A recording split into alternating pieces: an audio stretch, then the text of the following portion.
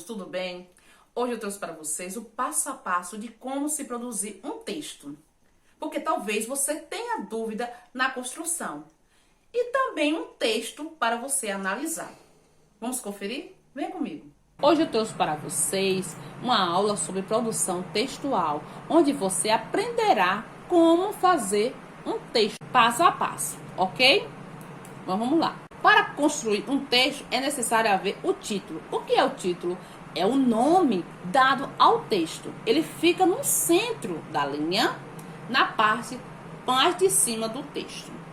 Parágrafo. Devemos organizar o texto em parágrafos. O primeiro parágrafo vai iniciar o texto, dando algumas explicações. Depois pode haver mais parágrafos. Cada novo parágrafo informa uma nova ideia.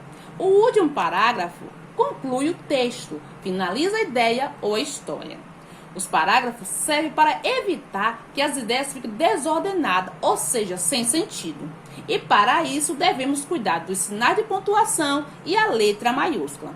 E para não esquecer, é necessário que o texto contenha começo, meio e fim. No início, ele virá com: era uma vez, certo dia, um dia, numa manhã, certa noite, um belo dia, numa festa. No meio do texto virá então, de repente, quando, em seguida, nesse momento, a partir daí, depois de. E no final, sempre virá com foi então, por fim, finalmente, portanto, por isso, assim, nesse caso. Não devemos falhar linha entre título e parágrafo, muito menos escrever fim ao final do seu texto. Aqui ao lado, você pode perceber em preto e branco o título aonde ele se encontra e logo abaixo tem uma linha. Por quê? Caso o título seja grande, você pode continuar na linha de baixo. Não deve de maneira nenhuma pular essa linha. E o parágrafo também. Você vai escrevendo linha após linha até chegar ao último parágrafo. E para isso, eu trouxe para vocês uma linda história para exemplificar melhor a produção de um texto, ok? O autor Monteiro Lobato, Como Emília Criou Vida. Era uma vez, lá no sítio do Pica-Pau Amarelo, a tia Anastácia viu a Narizinho brincando sozinha, sem nenhum brinquedo. Então, ela teve uma ideia. Fez uma boneca de pano para a menina. A boneca era tão linda, tinha os cabelos vermelhos e amarelos, da cor do seu vestido. Ela chamou Narizinho e deu a boneca para ela. Narizinho ficou tão feliz que chamou a boneca de Emília e saiu para brincar com a boneca lá pelo sítio. Em uma de suas brincadeiras, Narizinho estava subindo na árvore para comer jabuticaba lá em cima. Mas aconteceu um acidente e Emília caiu no chão e ficou rasgada e sujinha.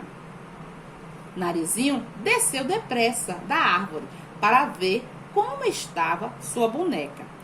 Tadinha da Narizinho. Quando ela chegou na beira do rio, colocou Emília sobre as pedras e estava vendo como estava sua boneca.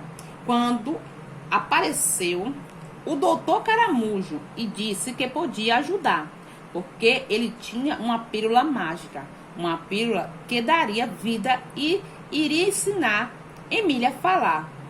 Mas isso era lá no reino das águas claras. Narizinho então pegou Emília e foi com o doutor Caramujo para o reino das águas claras, para curar Emília. O reino das águas claras era mágico, tinha muitos peixes e seres marítimos. E lá embaixo estavam as pílulas falantes, as pílulas do Dr. Caramujo. Então, ele escolheu uma pílula falante laranja que daria muita saúde para Emília. E nunca mais ela pararia de falar.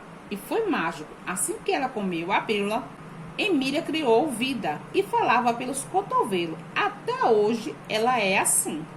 Quando elas saíram do rio, elas agradeceram ao doutor Caramujo a sua ajuda e voltaram para o sítio. Quando chegaram em casa, todos ficaram fascinados com a Emília, admirados, porque nunca viram uma boneca de pano falar. E desde aquele dia, o sítio do Pica-Pau Amarelo nunca mais foi o mesmo. Eles vivem muitas aventuras junto com a Emília até hoje. Então, meus amores, vocês perceberam que houve o início, o meio e o fim. E agora eu gostaria que você produzisse o seu próprio texto, ok? Espero que vocês tenham entendido. Fica com Deus. Até a próxima. Beijo no coração.